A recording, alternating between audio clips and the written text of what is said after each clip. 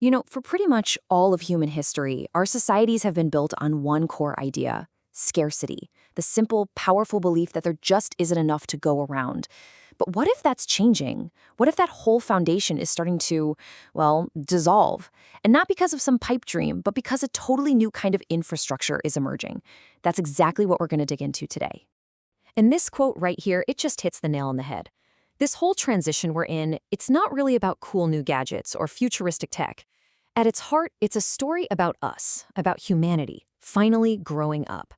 It's about learning to live without that constant background hum of fear. It's really a story of, well, civilizational maturity. So, okay, to really get a handle on where we're headed, we've got to first be crystal clear about where we are right now.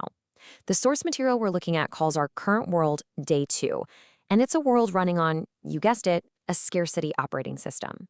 And think about what that really means. Scarcity wasn't just, a tough reality. It was the actual blueprint for our entire industrial civilization. It's the reason we're wired to compete for everything. It created markets built on who gets left out, and a culture that's just steeped in this constant low-grade fear of not having enough. Honestly, it's the root of so much of the stress we all feel. About jobs and bills and just feeling secure. But here's the thing, that entire system, it's starting to crack at the seams. It's becoming obsolete. And what's so crucial to get is why. This isn't some political movement or ideological shift making this happen. Nope, it's happening because our technology, our actual capabilities, are just fundamentally outgrowing the old cramped logic of scarcity. And it's not just one thing either. There are basically 5 massive forces all pushing in the same direction. First, the cost of producing essential stuff, think energy, is just plummeting towards zero. Second, automation is totally decoupling the idea of work from the need to survive. Third, digital systems, well, they can scale infinitely for free. Fourth, it turns out that regenerative systems are just plain outperforming the old extractive ones. And finally, and maybe most importantly, that whole psychology of scarcity is starting to break down.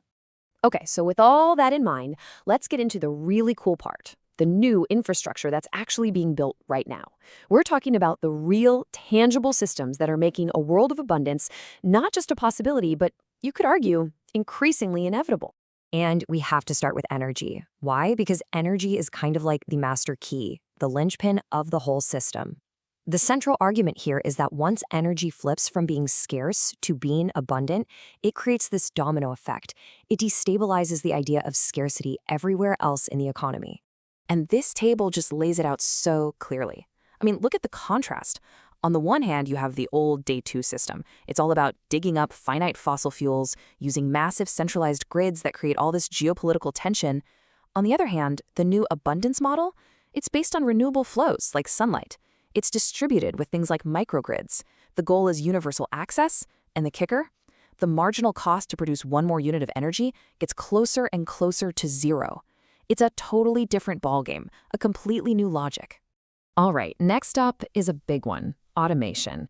And we're not just talking about robots on an assembly line here. This is about something way more fundamental. It's about completely rewriting the social contract between human labor and the basic right to survive.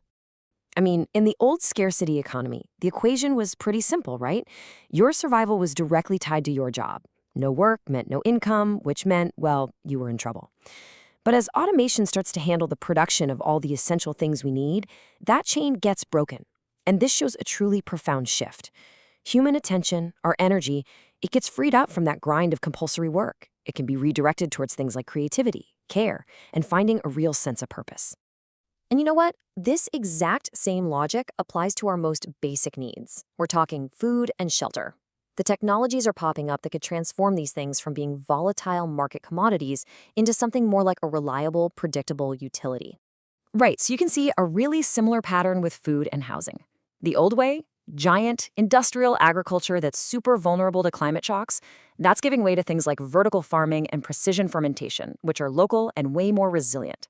Same for housing. Slow, incredibly expensive construction is being replaced by things like 3D printing and automated modular building. The big picture is we're moving production closer to where people actually live, and we're making it faster, cheaper, and a whole lot more durable. So here's where it gets really interesting. When you start putting all these pieces together, The abundant energy, the automation, the new food and housing systems, they don't just add up, they start to multiply each other's effects. They weave together to create an entirely new operating system for civilization. And this is the foundation for what the source material calls Day 4. And the core concept for this new world is something called the utility mesh. Now, this isn't just about having some solar panels over here and a 3D printed house over there, all in isolation. No. The idea is that these systems become so deeply interconnected, so intelligent, that they start to operate like a single, coordinated, self-sustaining organism. And you can see right here how they all lock together and reinforce each other. Abundant energy, that powers the water purification and the automated farms. Those resilient food systems, they're built using automated construction. That construction relies on digital coordination. And the whole thing, the whole intelligent network, is managed by digital access. It creates this incredible, self-stabilizing loop. This is literally the bedrock of a post-scarcity society. So, what's the big takeaway from all this? It's that this new infrastructure isn't just a technical upgrade. It creates a whole new logic for civilization. We shift from a world designed around just surviving to one that could be designed around truly flourishing. We move from competition to cooperation, from extraction to regeneration. I mean, even our sense of self, our identity, starts to shift, from being all about my individual survival to being about our collective well-being.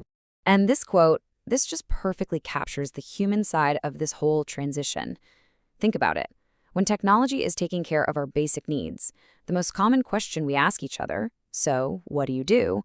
It completely changes its meaning. It stops meaning, how do you make money to survive? And it starts to mean, how do you contribute? What's your gift to the world? And that brings us to this final massive question. Look, building the infrastructure for all this abundance, that's a technical challenge for sure. But learning how to live in that world, that's a human challenge.